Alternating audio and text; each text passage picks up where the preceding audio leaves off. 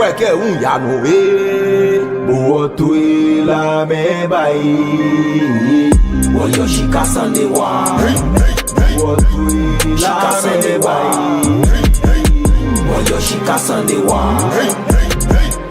Woyo shikasande wa Yo, nane son la blade abi blue ni kami yo be yo machiti no wayo shikasande wa no mlenshi ene nyame ni di la man fe me lembi no mi ji ke wa geje no wa isa pa che me ke rivi wo le ke be ko ke type ko nane son la shikobe ko nke ba kami e shambo ni fe mo ni nke bo gbara no gmule to ajino de shemi nkolo efin o hwie ken klebe nya le ni wo fi o ba mo shida nu wo kian o fe che ma we mbo lo ke shikpon bo la de bo anu ncho mo ni ba de sakasa manta ka me jala ka fi wo dromo de ke me ne pak business e ke we ko ja ke mini je me fe me ji me ni na le ne ke me pike baba oji me ni wakati sa me pike baba oji me ni ke ji achi ameta ame be wo ti ame ye kwa me wo ya wo ko se be kuku mi oba to mo ame wo so le mo ke fa ko mo page ake o feche mo wo ehi wo wala be mi no wo chum no chum ko pa ni se enye boni afi ni eni etu ehe bi papa ye ne ke wo afata ye ni me na me ablade abi blue ko be ko de bi ni ama wa rasta nke ba ke be mene masuma ke nke bu e akwa nungwa ni ji wo asafo ache ni echo ese yara fe momle inti ni teno ye jeme aso isa na kan no kolo ma ba ni maji acheme chuku na atale nye bon nye smo nye fe na ke je gadan be fe ne ke shimo won akwe ni shiejo mlekwe shimo wa babu te sajiami o de bi ni ama wara sta to gbe ni she kakra gbe ne ka chi anye kura ene azabo ajeme ve wa ba bi nye sani gogo azavo ajeme wa ba bi nye sani aje aso asa ne kan yola lo mi me ke na mi ye jara ma ba sha.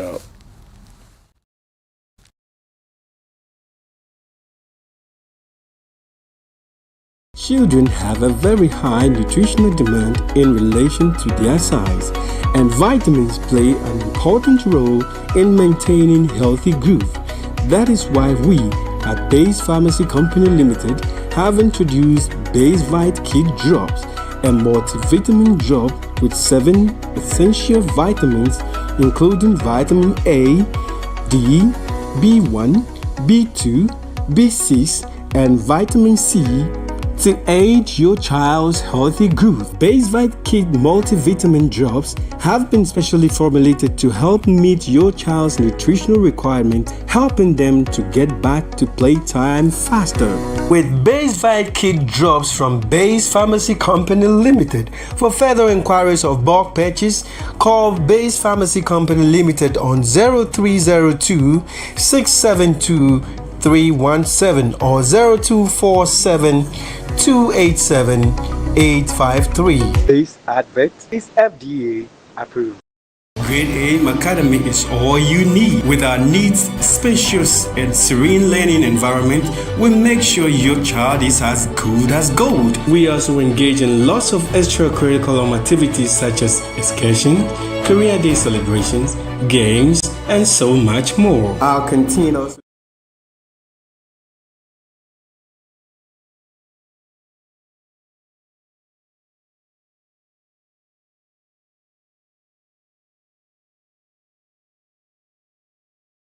Naneme son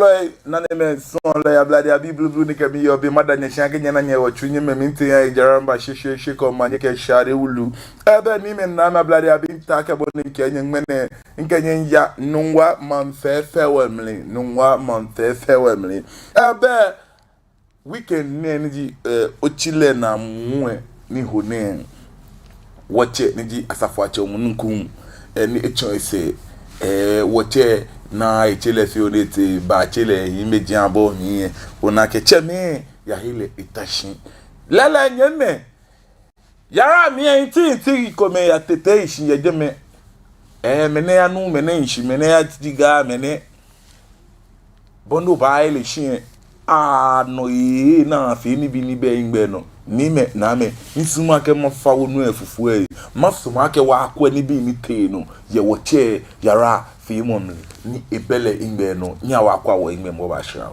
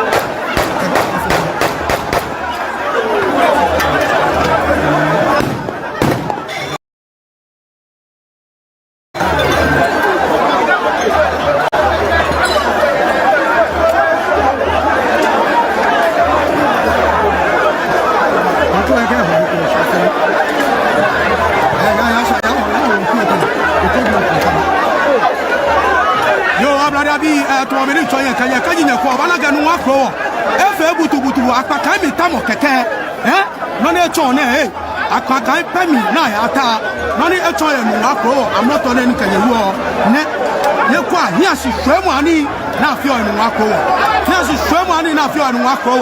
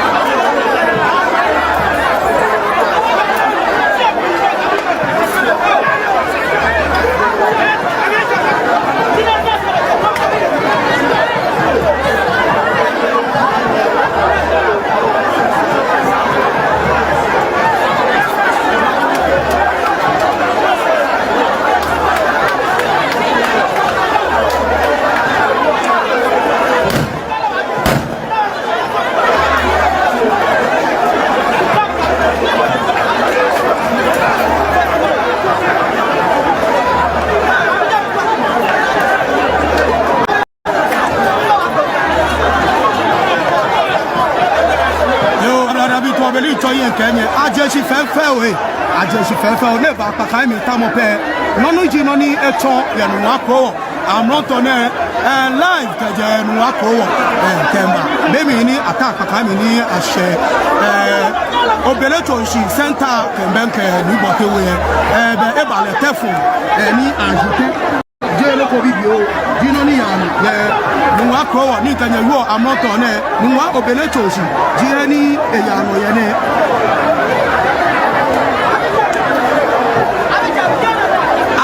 afavate omunukum yala fefel afi yala je yala si fefel ate pe mi pe dani aba sisinumo akashi aba ata pakani e wo be miniba mo ne eneba o nu wa ko miniba ne enemeba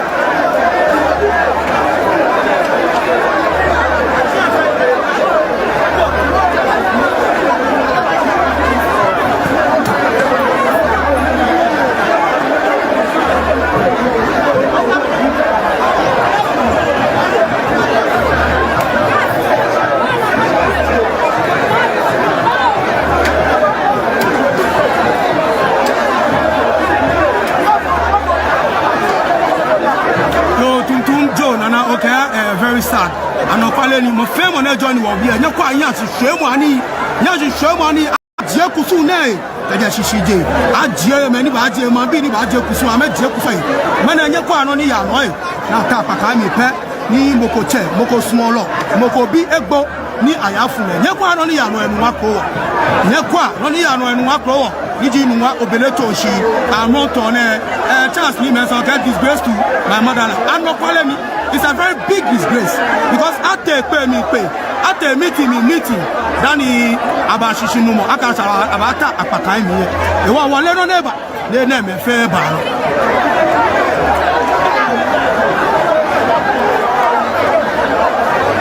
Louis ni adotiana oge anya hwehwemu ani wulu de che agbere na afole okay very bad anopale ni pada ni otu okay what's happening no ni ya no peji apakan mi tamo apakan pe na ta mi woje yala chi fe ochi mu na fe apakan pe mi na ta no ni ekeba ne apakan pe mi na ta no ni ekeba ne Yo no on na me son lo ablade abi blue ni kami yo bi o machi TV no madanye shanke nyana nyawo chinya wa kwesi ni mfoni e kea no ni te no ye yara afi mo mli nyenche nye kwa cheme ni afi yara onupai ashinon cheme komo ashinon cheme ji meni je bi enhie ona ena me court ewie momoko ni tate ona game nya amaka anye noko ole suke ban gbonyoko ni yo gan gadangbe bi ai gadangbe suke ban gbonyoko me ni yo wo yi ne san wo kwa na kan George Gbaji ka wo ka me san alo san de koba ni awe ni san e favor awo wona ka she wie lo bo omode wona ka wie lo na che wona ka wie lo yesuban shikaji san e bo ne yale ne ya in favor of nyepe ni na ka shi be mo ni yo be dwon mo ni yo bulu ni mo ni yo keke na kanji bondi gadangbe bi wo yo ni me njamran ka anya ko do bi na ma wan rasta mi ka go be personal issue we mi gadangbe dino ni ke yo sandi ni wo coffee na ba yue ke ba shi gadangbe o de bi na ma wan rasta ma ba de ake ma yue ni boy ba shabo impeta ko bo chi ma yue ni ko nu ye o tue ba shabo ja ke o fe kun na ke je gadangbe ti o mu fe nye me ka cheme no ni ya no ne ke gbo e na mi na ma ke game sumo gbonyo gadangbe bi wa sumo gbonyo fe mo adesande gbonyo ye gwala mi nakaji no na ba wi ne ko le me ne amele no ni bai ke no ni te no shino na na fe je loko supremacy apakan mi ta mo keke ye moko yara nshi no baba fo ye moko keke enenwe sande ke be aba esande ke inti aba esande ke ni anshi no mo na ehi aba nyeme wo che yara na afoni ni ache me ke je shon nyeme producer of an bomode no na wo che infoni niji wasafo ache ni echu ese ni nyeme te fi o ngbejian ni ne ma be sande bale na kan gadangbe na jeje shon gbe na baba ye ni fe mo ni o da se ne ken ma ba wo fi ona kan nchi mokota ni nke ni ne no na ete no eje nke tele nungwa mepe eja ake je nungwa mepe ni fe be ni je nungwa mepe ni ande efe kplolo ngewo nke shwa nungwa mepe shin iyan yake aje short asasafobi in yake me ko me on le no ni ba bo mo no wa me recruit asafo keje gadangbe short kafe ne me fe ko na awie wo chemfo ni jimo no na ni di asafa chetawia omununkum ni di eteno yara fe mo ji no na ne ke inti efe mi ni babai ye je ni nyaminye enu enyami hye ni bi ye onai ni mawie da ake gan na yo de piye ni bi ko me ye ni ke ya no esani wo che me amekwe na me ka me na ni amashi odogba leke je na kan ye iba fe no conclude everything was going on well so what ni amehun ni e ba gba me na ni wo onake be me ni fe mo ya no ni to efon mo ke ni fite mo ya no wo nyeme alo wo che me ko me no chie benke amla lo onaka amla lo e ba jemi ni di ma ebulo police fu e ba jemi kenu la lo le jinke ni bi bona fe na nya maintain peace ni to enjola anya fe mi ni to enjola anya ba jemi na ne me so le wo che me e ko me ni ke amena wie mo ba manjano alo ami fam gbe ami ye ni te no ni ji nunwa wo cheme onupa e ko me ye nunwa ami fam gbe ami ye no ni te no masumu ake wokwe sini amesini mfoni ni wobo ami na wie mo itue wo ba shraw ni kan wo je mena pe wo gbe na na sani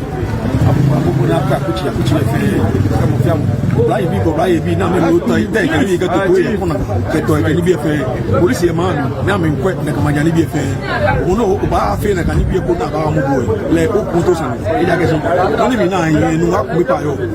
ni ke wo ke ka ni ke o ni wo so mo ni fu ni to mo ni ko fu ko pe ni e na ko bi baba wo yo yin no la ya wo sa ni to e la ba ma na ni wo yin wo na ka manya ya la yo ni ni ke ati ato tu se wa o de mo mo fe ni bi fa ko wona fe ni wo fe ko la o to ba chef yo ni ke de man ake e se ma chama di ne association me ra do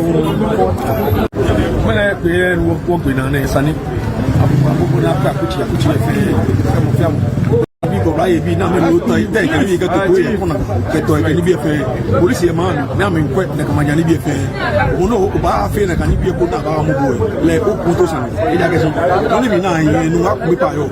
Ni ke wo ke ka ni ke o ni wo so ni bi tu ni. To bo ni ko fu ka bi e. Na ko bi baba wo yo yin no la ya. O sa ni to e na ba ma.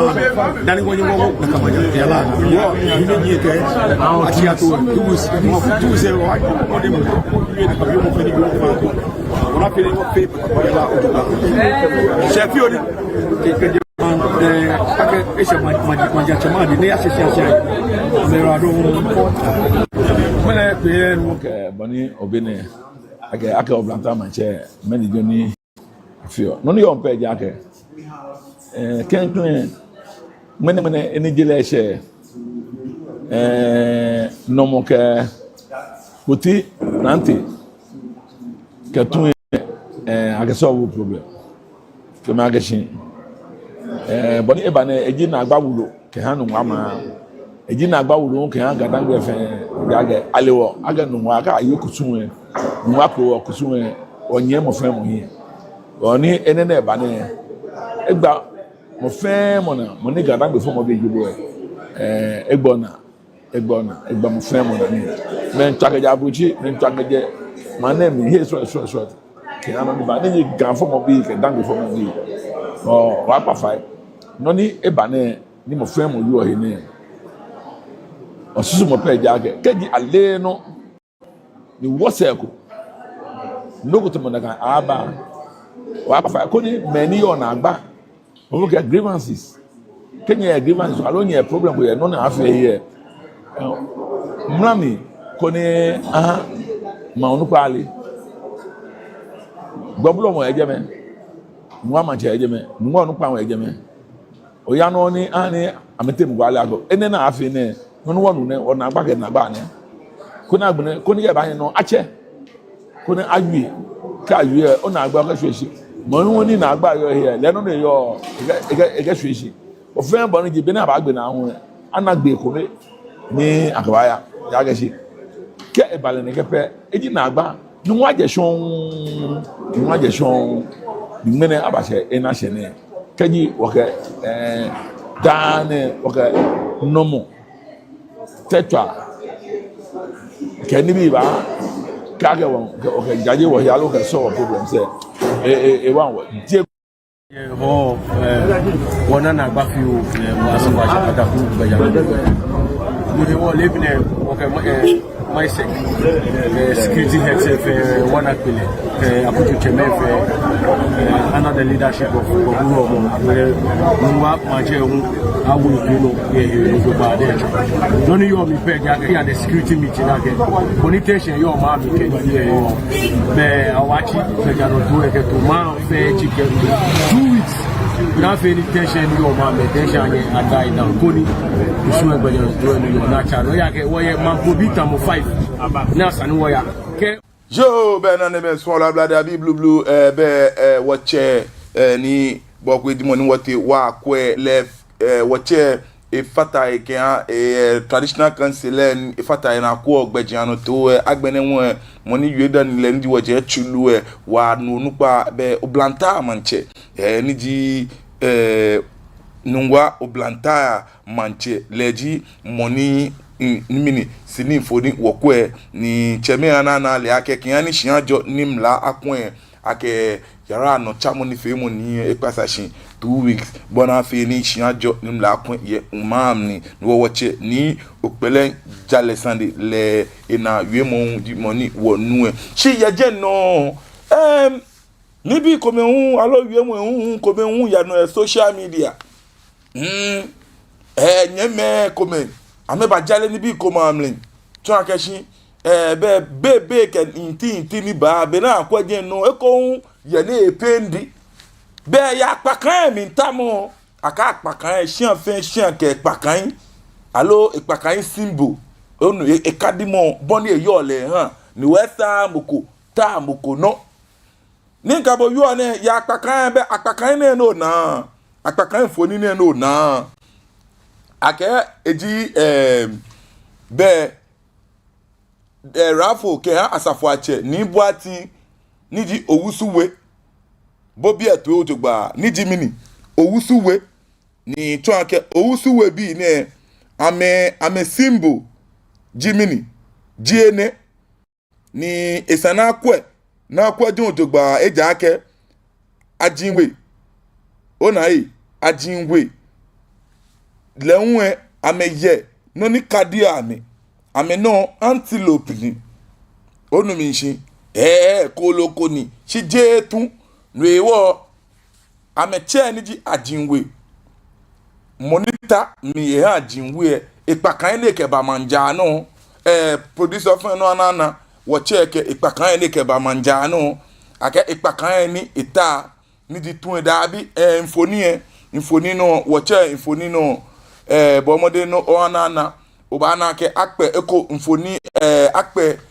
akpakan as tun eneke no onai bomode producer makpa bo fani obomode no otawo na kan infoni obana ke akpele tun niji ajinwe biye onake eneme fe ifata eko ni cheme kome nita akpakan mi onaka meke she kome ye inti no jino ni hani eneme teno nyeme na neme sunole ablade abi blue nke no ni teno je nungwa ni one eye nagba ahunto eye hin asihwe mo shikomeko akaji pa ko chi obenko mi ye o machine no masumo akeshi nkebo femini wa kwa video shikomi woba eko shi ye no in Facebook Jason Nikweke bro you do all God bless you more money and strength and wisdom and knowledge nyenu nimbo ajobo lehun ni ehabo nakan pepe ye no the Quest Media Academy one rasta nyemi mi erebo no kefata lehun Jason Nikweke keep doing the good work for Gadangwe nyemi bole Gadangwe pe what you mina kenchata paparo ni alote lehun kemi yebe bomode kedibo kemi yebe no ohie no like ye Facebook no ye share no kemi yebe echencho magbele info line say no na dem sun ablade abi ni chi oben kemi takwe mi sumo hake wa kwa ni chomu efe ko nu wokwo wo ingbe mi nu wona meni fi oni ko le muko ye mi no kadimo ko te no awule shin hake bonde te leke bonde fele eja nya wa kwa sini info ni wo ba fi oni agbene magbele info line say nya wa kwa wo ingbe mi lemole police service efenya yo ena live kaja nuwa obele tonshi wo Ghana police service IGP bomode akashi obabami IGP ofaja nuwa fomo bi jibo bomode ake obabami ni ground cell no ajo Shadrack Akweto ke shame a big shame a very big shame ke hamo femo ne ke ewo ne ke chaos ne alo mo femo ne ke ewo ne ke ni na mi a very big shame to everyone. Shadrack Afina okay dogs no paleni dogs nyetaga Ghana police service nyetaga IGP nyetaga mo femo nyetaga national security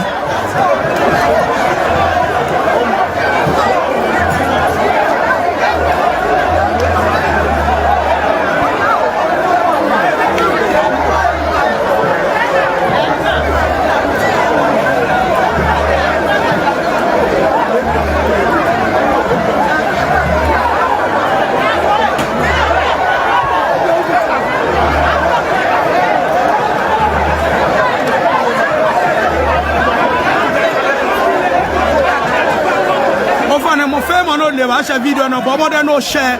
more video and they are viral share more yes share more ni ya no enu wa ma mi amon ton na enu ne share more video mo femo no le ba share but more ba share video they are viral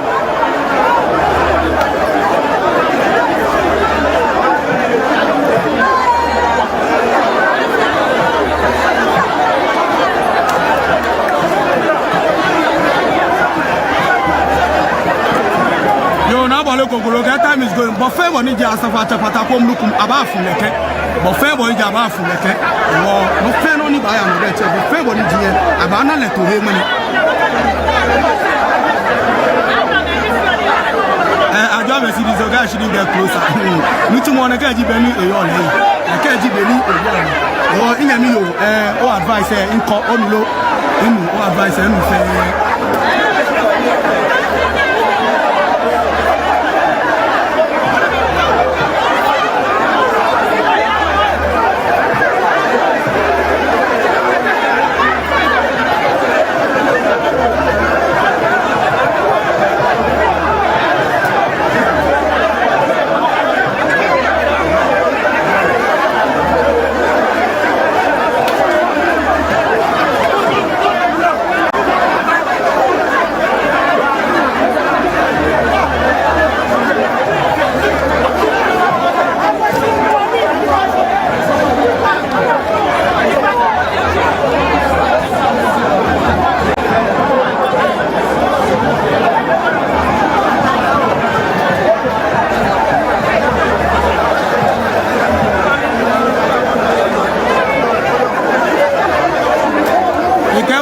attack the Ghana Police Service, attack the IGP, attack the Ghana Police Service.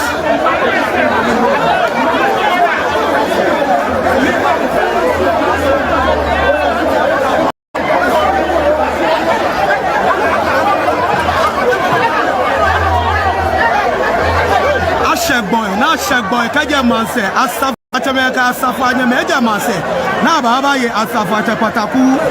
yala he odasie. Be no ni yano ne, no ni yano ne nyashi shwemu ani wulu. Moko weku, moko bi, mekuma amete, mekuma ameni. Ningmene, kaji ngmene eshidum ni abato le twenjole miye. Yo, nane men son la blade abi blue ni kami yobe o machi TV no mango shidama nkwalo FM anye fenya abaki anka nyana nya watunye mmemi wote wakwe sini infoni wa ba hwehwehwe ko manye ke shade elala name na me blade abi blue nke wa ke gadangbe ni nyana but nyana ehinleke ona papata omo wase ko keje boni abale ni naka yale wote ameko me wonna wo yake ke wodara ko kra won wo yemeko mo nupa ni keje boni abale naka yale be twa ke wo ba shi ne ke menye wase ko na me kwese te wo shi ame ate no cha no to fani mamba do cha me mutue wonyenu ni ji ni okio ni CEO kia okio TV ko kwa social media chi mo fe ke TikTok ni bi ona ke o ba na ke nu wa yara ni di wo che yara sure no jogba na ke no fe no ba fito masuma ke wo nke wonyemie afopan no bona fe ni aka ni leji money yo gen na kan bia mi na Jeremy yawo ni wona boni etele ke no ni abaye jeme nyemi ni okio mimba ode manye amlone manye abla mi abo oshue na yo nyemi lele wona ke oni one abale ojogba ni bia ya lo ojogba ye nungwani ami shibofa boni jinwe wona ko fele dromo na no fe ano ya temu njo ni agbena ojogba shin no nation na ka ba cha no chemeke anai wachi dan ofa na shiba mi akeni lele boyo je na kan bia mi ni boyen yara oyen yara mi coverage mo enofiano ka agbena iopa akebe boji best person le kole obanye ojaje Sunday alo ojare ni bia mi nkwelo ye o machine no nyemi makpabo fai o fine shiba mi te abale ante yo skole go mada kushi ni manga okolo ife be asafate pataku omuku ni jiboko shi asafate ya kwejano to ajeshi kaje last month anyemi at the series of meetings in Sanaya first kwa kaji ya nekeba if you to family ya niji kaje obutema mina ke nyemi ekpan eche fio makpa nkwalo fai mina ke nyemi ekpan eche fio shkomeko nyani wakwa sini infoni ni woba sharao nya wakwa shira bemini wokwo bon ba fe ni woke nyemi afonpa no eko ni edwa wotu egbe nya wofa we woba sharao ano ya no wa be to shi ya no ni ko ni ojino ni kabale de no live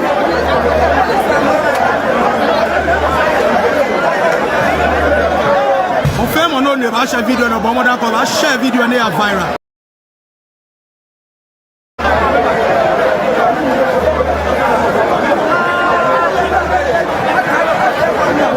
pardon you to okay in fact I'm disappointed lele I'm also very, very disappointed. I'm disappointed in what is going on. I'm very, very disappointed in what is going on. What Jayara she fell at the headquarters of Gadangbe Kusumi fair. It was minibar mo the eneba. Minibar the eneba.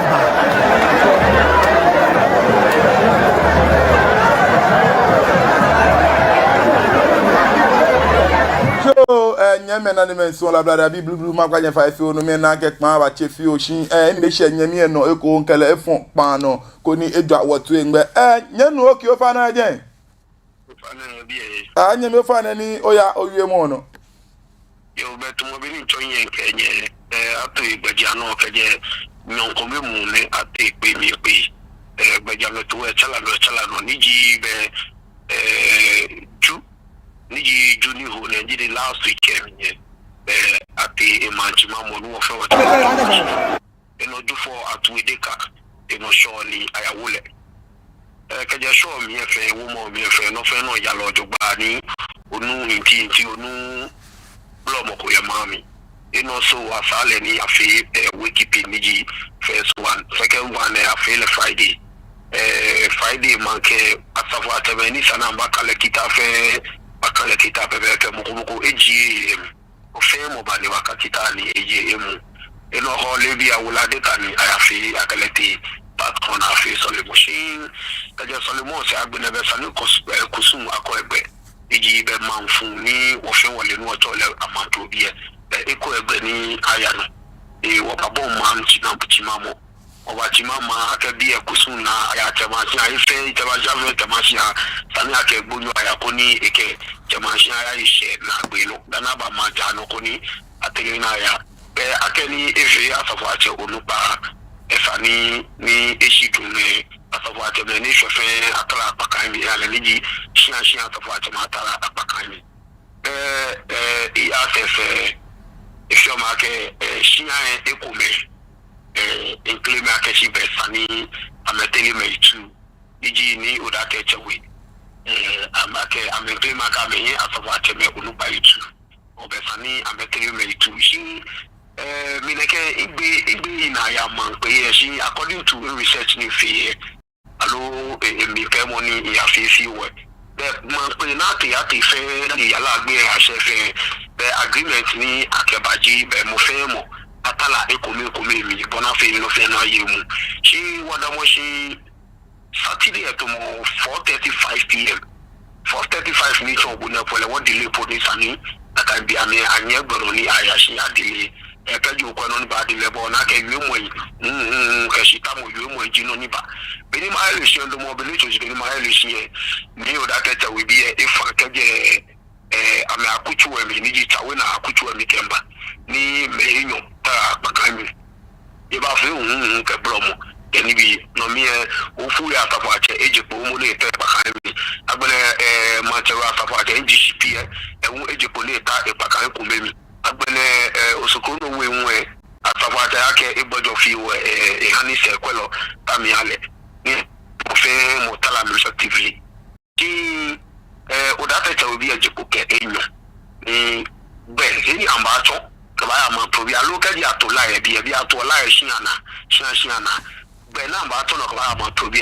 jeje ni bote we bi achiama ijigbe no tututu so suddenly iya wo here no makwe kaje obele to shike ya bote we bi ade ya kojebe mi na ni kochokocho fi we ba jame minister ne ya boto ye bote we bi ke amepene ni udate we bi ta apake enyo mi kaba ho Kaja Blema Meke, according to what we be a Meke, Kaja Blema J, Nakaji, Bonnie, Eyole Omo. She Asavacha community money, your Jame, a war by Apakan community on Naka. Do you know Nike, it baby about Benima Heli, she immediately any more. The first one for India to do 2G, Niva Balaga Samatu Kunike at Benu Elioshi and Waman Miele, Kadia Fino Quelle, Nekemi Betokete, Rugini, Akayo, Taun Katabini, Isababu. Niji Betokete, Tino, Unkashaku, Kajinavana, Cafe, but live Yate, Nako Ate, Ecolele, Enemy, came up here. Lele Bemini, no more can be in Yanon. mina me kome ni keji mi nkwe mi na ke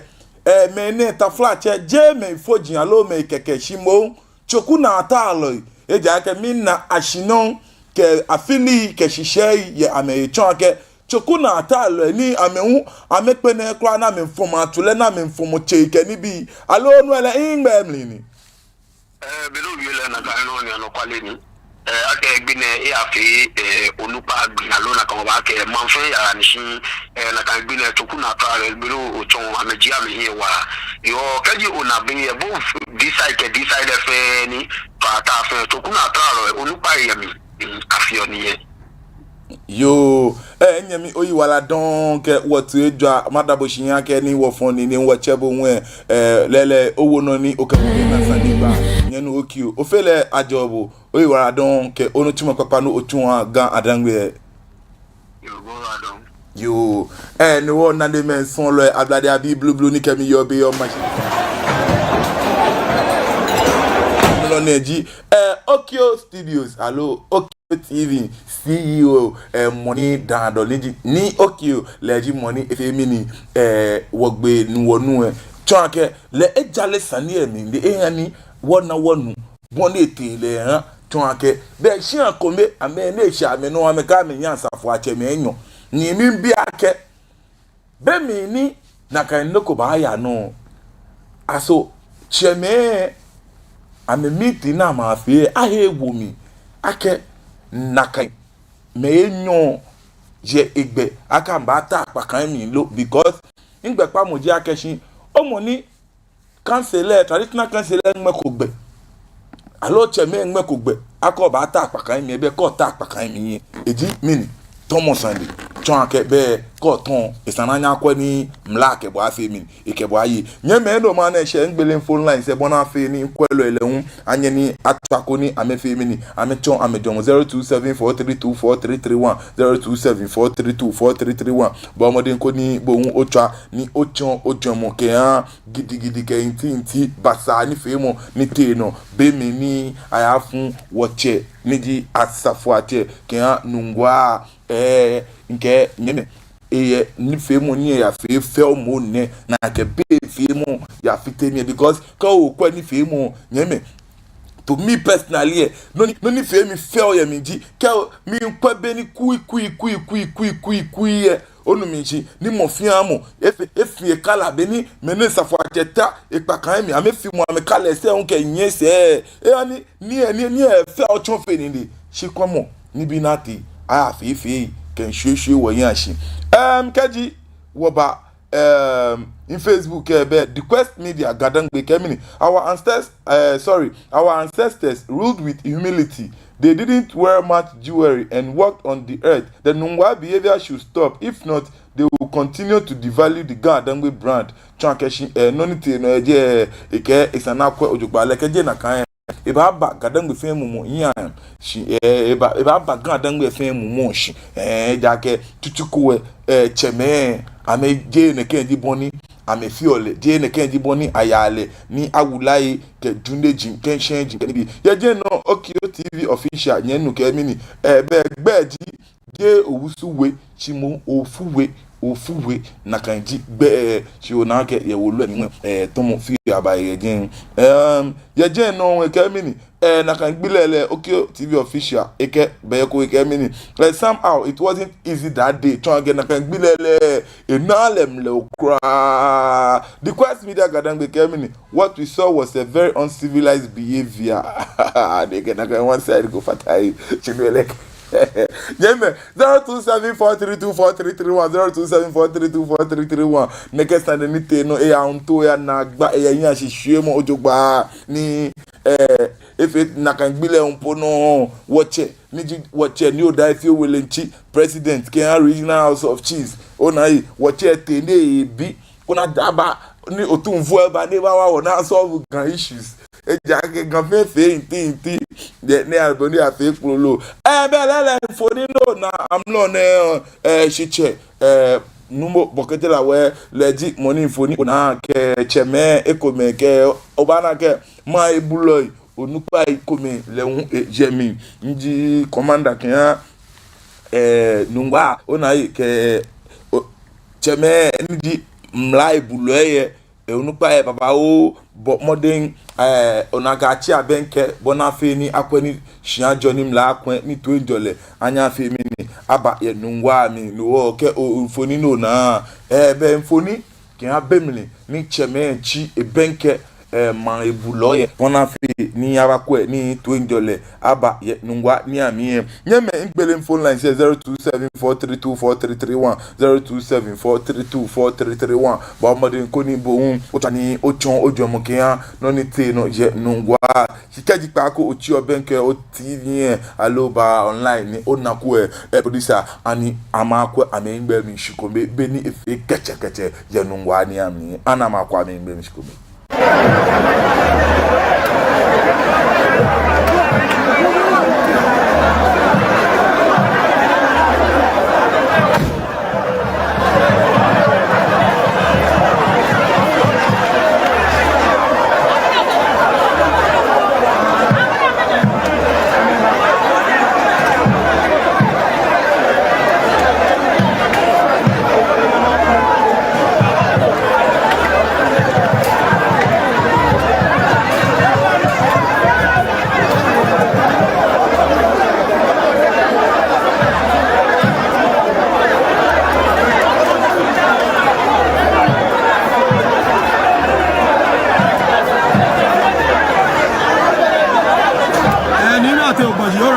Shame to all those behind this, and finally a big shame to everyone behind this thing. A big shame. Ajayara she for Mokobi nu mekwa me chali mekwa me nyaminu Mokoni ni eshidum alo egbo ni abafe eyara nekwa aboni eyara etore ha.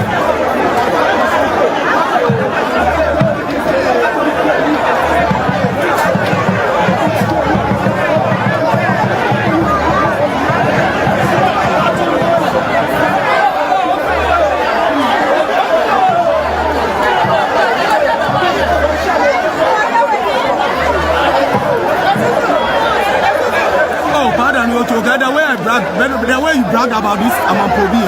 The way you brag there, no brag. I want to hear you show money enough. You show money enough and wako.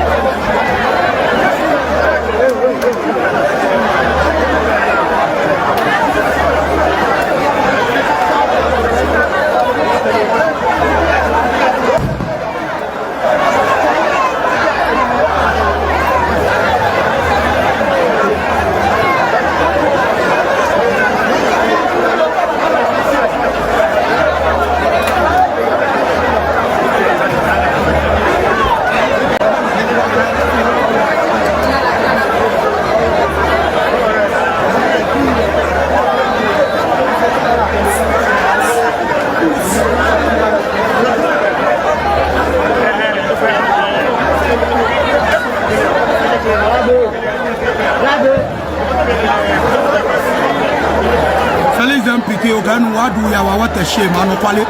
wadu yawa big time yawa yawa big time.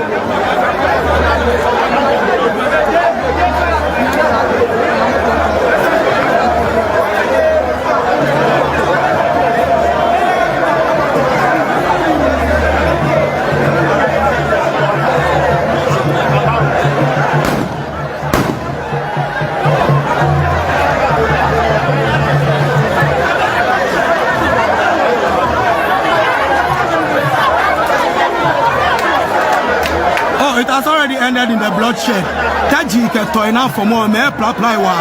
so it has already ended in the bloodshed. You nyeme na ne men so lo emi ni chon ene bode enche komono na chon ake me apply wa moko ngbo ni moko agbo mi o na choku na ta lo na manche mo na bulo mu ni ne ken etu eba ni ne ken jabo nyeme mina ke inkola ko eba panu lo fa ni nche fa no gba ke lo to akejo ni to akeje kama mi be ja safa che pe ni shiga yo nche fa ni no alo na ya ka ikwe ni fe mo ni ya le ke bi mo ya le e be no therefore na nukwale kaye man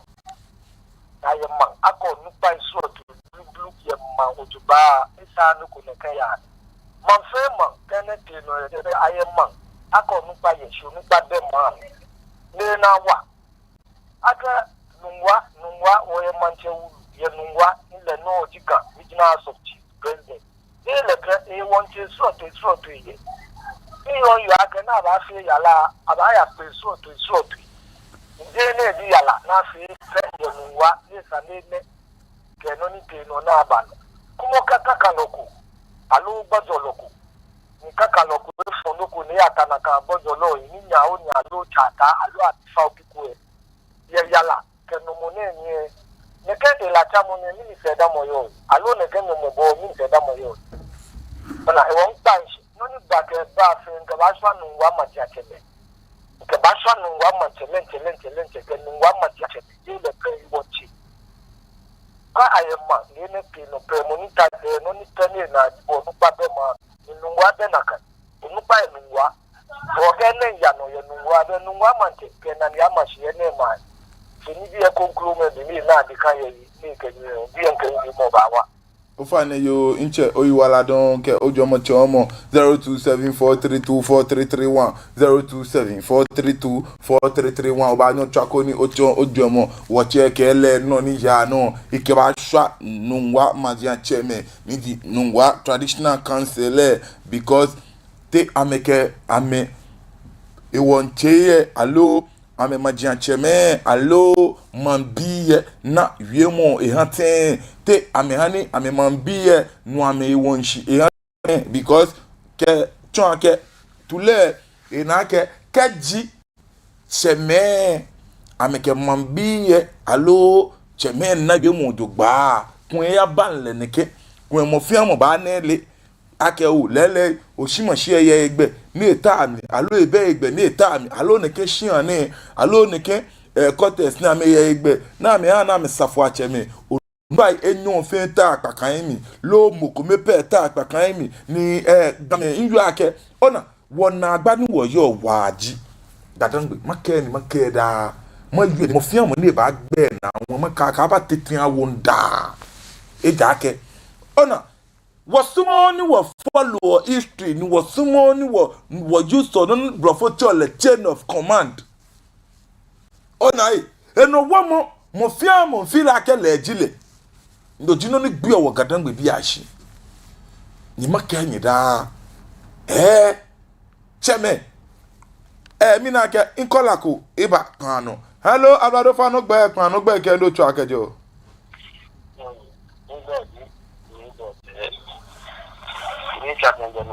o fa ne yo nyami ando na ya mada bo shi na no ko ba hawo da bekele ni na fi no wa ma ne ni na ba shi ya fa ni wo mi fi no ko wo to ni ko ma no na ke mo fe mo me ni ye pe na ya no wa onu pa ya ko mi ni ona wo ni sara ka wa ma ka wo wa bi na kai ona into moshini inanuwa akwa shonche ni afa kwa chene fe ya che ni ndo moshi ni twashi ya ko me ba te pe aba ni ka ma ke eso mo be no wa wo be wa te na ta kai ko me into moshi beni aba je ni she ndo mo je me to ken na nke ba ke ina no ti no jo ba eji awo mo se mo se age mo kwa ka use life bullet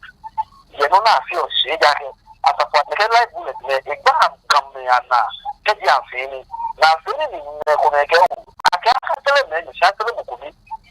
ona wo ko o lu pa fa no ni go na me ko ba ya ke to mo je no ni ba ke ba ake ni ya mo ko me si ni fo bi e abawo ni ya mo ko me si ni fo bi abawo ni ma onu pa like bullet never one issue there ni le to e to me ri do mo ni e fe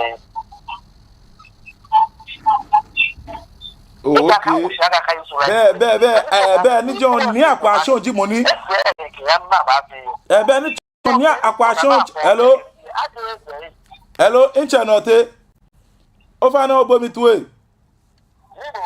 Ofa na be owie mo mi chon akeshi. Watche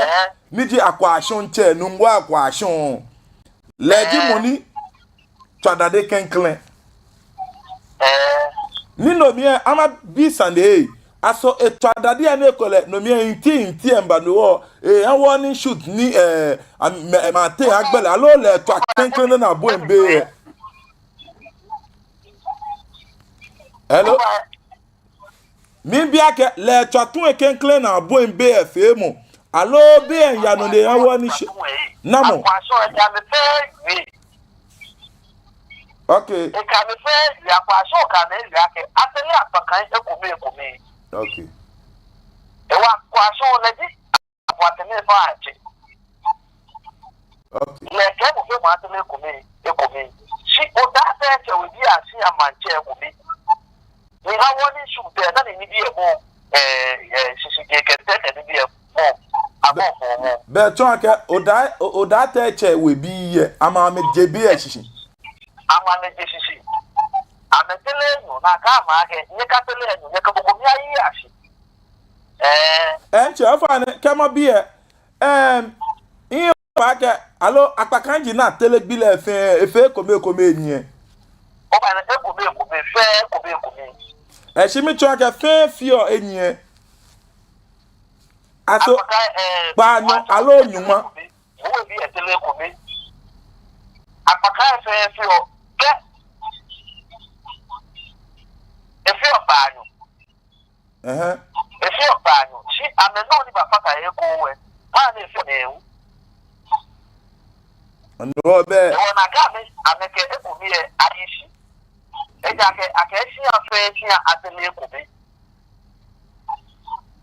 Yo be inche be tun ke boni etele Gino be odata echewe biye Odata echewe biye be ameji meni ke me enyo asafa che me enyo ba manjano ni wo eba ka ba manjano po we aka mo famo de she manjano so me no be ga me tia straight na me ken wo. Oh okay be ama me no amega ja amega ba manjano ni je ni un be mi na me fa me ba manjano da na tutu ame o fa ne no be che me fe ni fa ame fa keje manjano alo ame fa keje ame hia jiamli ame fa keje manjano ke ba no be tun ke mo na fa ye manjano ke ba be le de nche fe no ni le tu isumo le fe no ni le fi okay ni le ti mo de yin ye kenklen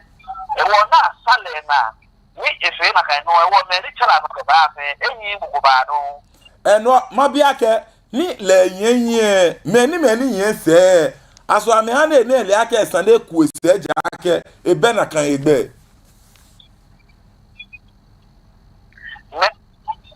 okay ni le e afe to mo no o fata toku na ata lo ele ame ku ame fe me wono ba na ke share ku me futu be ni okay yo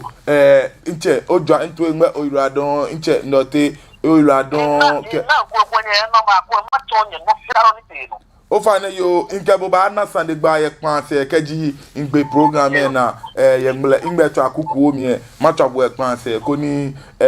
manye sande e mi ojogba oiwaladon inche ni wa jobo de ifata ya bu yo wache ni no te oni trakeje nungwa ni amle dromo na be na mo ni uni ba mi declare nyenu ni okio yejeme enano ni ti no am information say baba o nye wache le oni twa le we information say baba o de ge yen ko no ewo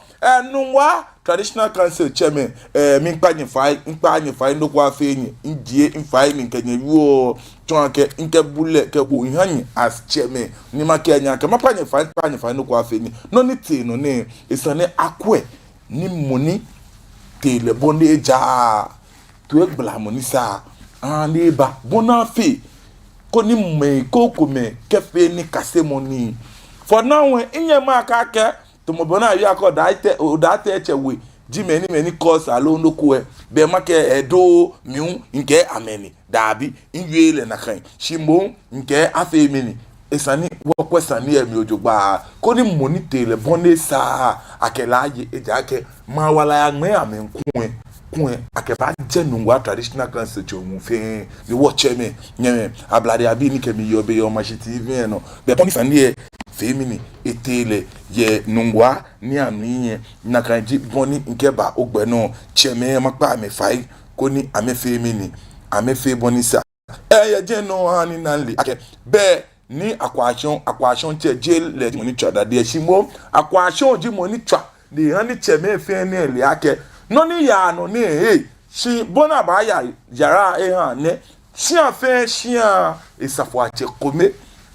ji moni yo egbe ni ta apakan ni na ke odate echewe biye ame ya fe enyo chonke apele yo date echewe ni me enyo fe atala apakan ami no ji no ni ke inti e yaba na ke asafo ache onupa ekome ni yo jeme le eto adade kenklen ni dade eto ni hani ni ba fi keche ni ba fi no conclude ke okwe the quest media it came in this is too childish bro nungwa needs to do better chonke enele yan shisue mo chon isana kwejun ojogba mi na keje nu Rashid one face name le onke mi ye bi ye o machine no ni me na mi ablade abi blue imbe FAB no eno ma na she bi eje ni nke gbe ni fe mo ni e ba wa nke nungwa me nye kwajin ojogba cheme nyeme na ne me son le ablade abi blue mamba dwa o chiame emutwe njemlan Kenya ke lopi yen show mi chicheme eshewole mengben lo naka no kakalika yo ne lejo wa shi wo ewe ba ma te cheme nyeme nkwelo insunlo inanime ai debi odebi ni ama awo wan rasta to gbonjo ni se kaklagbe yi mi gi money ke ni fe won ni e bo gbe no kan ni gbe won ke wala awo woso wa lehun gbe di pawo be ekoni wo wa pe ye o ma shi yen ni radon kemi ko mo